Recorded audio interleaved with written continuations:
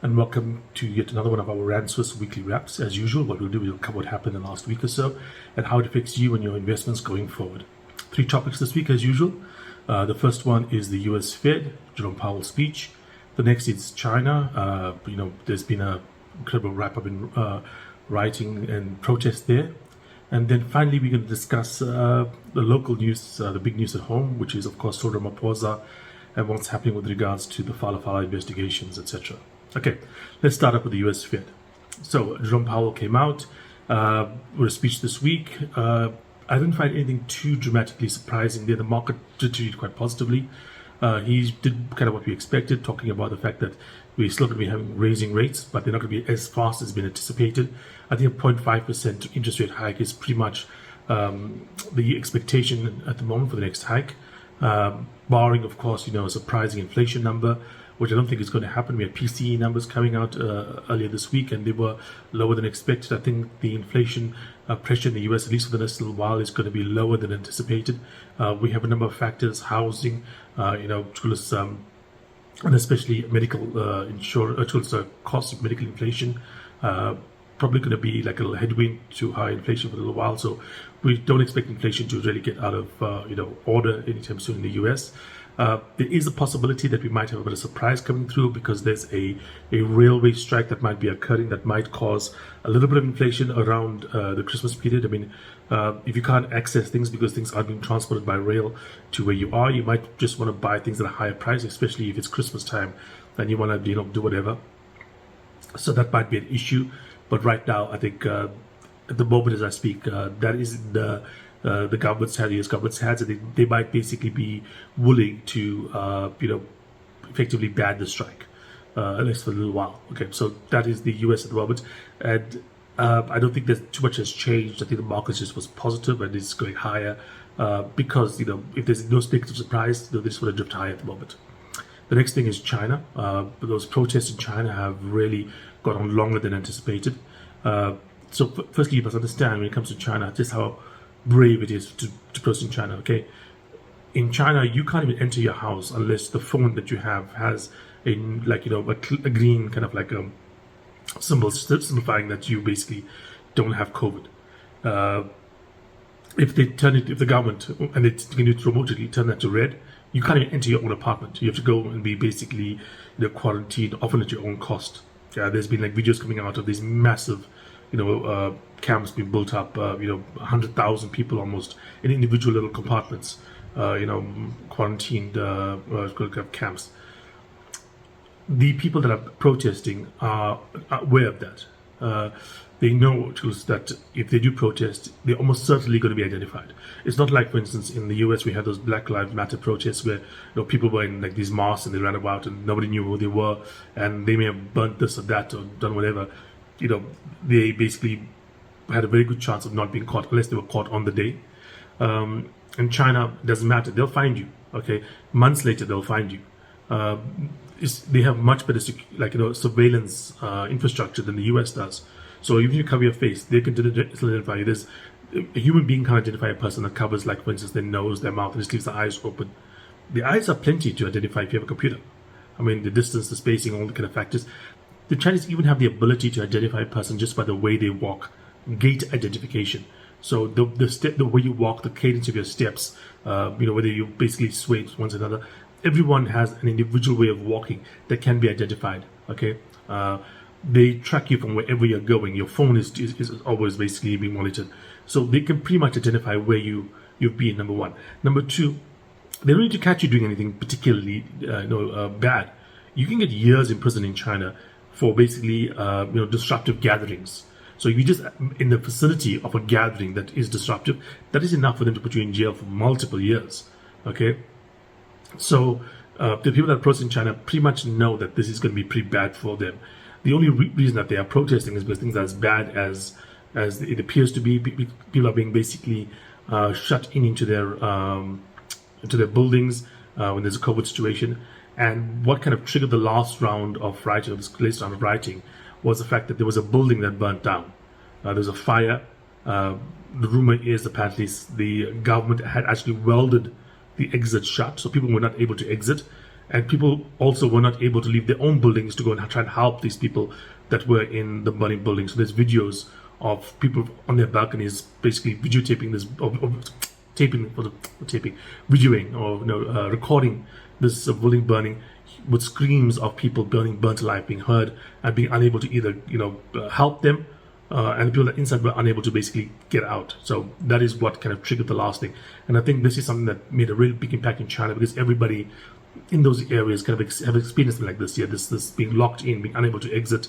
I mean, there was a video a little while back where there was an earthquake and people were not able to exit the buildings. Remember, when there's an earthquake, the best thing to do is get out of the building if you can. And they were not able to, to exit the building because of the COVID restrictions. Sorry. So that is the kind of situation in China. Now, it's turned out that the government has backed down slightly. So I think like one of the deputies have come out and said basically that due to the drop in pathogenicity, the deadliness effectively of the Omicron virus, that new measures basically or new procedures can be adopted to basically deal with the COVID, effectively meaning loosen restrictions. Now, this could be just a temporary measure. The Chinese are more than able to do a temporary measure and then bring them back on track immediately. But it's possible that we are seeing a bit of a backdown happening, which is significant because in China, one of the things they kind of focus on is basically holding the strength of the government at paramount importance. You can't have the government show weakness effectively. So the fact that they're backing down is significant. And before I go, one final thing. This is the biggest, or at least in China, this is the biggest protest we've had since the early 1990s, Tiananmen Square, basically, 30 years effectively. And after the Tiananmen Square massacre, and it was a massacre, they sent the tanks and literal tanks to kill these people. For those that are young and have not seen it, there's an incredible video of a lone man with shopping bags, standing in front of a literal column of like dozens of tanks, stopping them. You know what I mean? One of the great videos, images in protest history. Anyway, we have seen what happened there. First, it was a crackdown. Those involved, pretty much everybody, was either killed in the thing or arrested or in exile. Basically totally just took away their thing. But then the government came out and really focused on economic growth, because they said, okay, we're not going to give you freedom, but we'll give you money. Okay. The problem now is China doesn't have the ability to do that money thing anymore, because they have a declining population, working age population anyway. They have a drop in the number of people that can work, and definitely there's ability to make money out of that. They've gotten all the low-hanging fruit already. I mean, you've seen already that the amount of measures being taken against them by places in the US, like in Europe and so on, is quite significant in terms of restricting them from things like high-tech chip manufacturing and so on. They can't go and just basically continue to do the kind of stuff they did in the past, like build cheap stuff, cheap factories. They have to go up the value chain, and they're being restricted from doing that. It also is more difficult to go up that value chain, so that kind of low-hanging fruit is gone. And so the Chinese economy is not doing as well as basically would be required to distract the population. And finally, what they might be looking to do there is some redistribution. Okay, so yes, we can't grow the whole world pie, but we can make people wealthy on a whole. So there may be some attacks on some of those oligarchs out there. We already know that Jack Ma apparently has been living in Tokyo for the last 6 months or so. So maybe that might be something to look at there.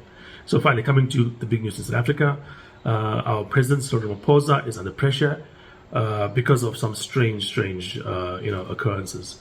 For those of you that don't know, there was a burglary in which apparently up to about $4 million in cash was stolen from the president's residency.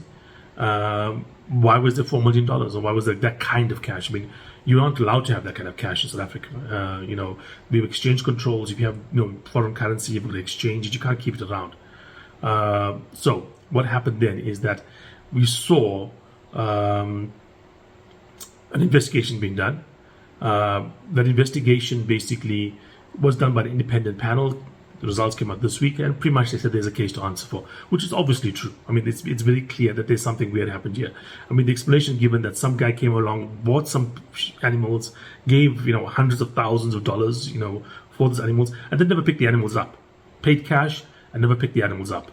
Okay, so it doesn't make sense from that point of view. So there's obviously something strange happening there.